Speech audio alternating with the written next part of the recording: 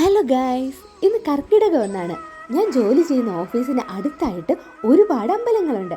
രാവിലെ അമ്പലത്തിലോ പള്ളിയിലോ ഒക്കെ പോയ ശേഷം ജോലിക്ക് കയറുമ്പോൾ നമ്മുടെ മനസ്സിന് ഭയങ്കര റിലാക്സേഷൻ തോന്നാറുണ്ട്. ആസ് യൂഷ്വൽ എൻ്റെ തട്ടിക്കൂട്ട് ഒരുക്കങ്ങളൊക്കെ കഴിഞ്ഞ് ഞാൻ ഓഫീസിൽ പോകാൻ ഇറങ്ങി. ഒരു 8 മണിക്കെങ്കിലും എനിക്ക് ഓഫീസിൽ എത്തണമെന്നാണ് പ്ലാൻ ചെയ്തിരിക്കുന്നത്.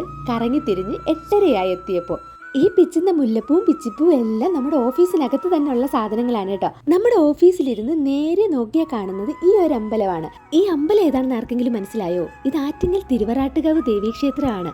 ദേവസ്വം ബോർഡിന്റെ ഒരു ക്ഷേത്രമാണേ. ഇവിടുത്തെ പ്രധാന ഒരു ആചാരമാണ് അരിയിട്ട് വാഴ്ച. എല്ലാ വർഷവും മകരം 1 മുതൽ 10 വരെയാണ് ഇവിടെ അരിയിട്ട് വാഴ്ചയോടനുബന്ധിച്ചുള്ള ഉത്സവം നടക്കുന്നത്. മീനമാസത്തിലെ പൂരക്കുളി മഹോത്സവവും ഇവിടെ പ്രധാനമാണ്.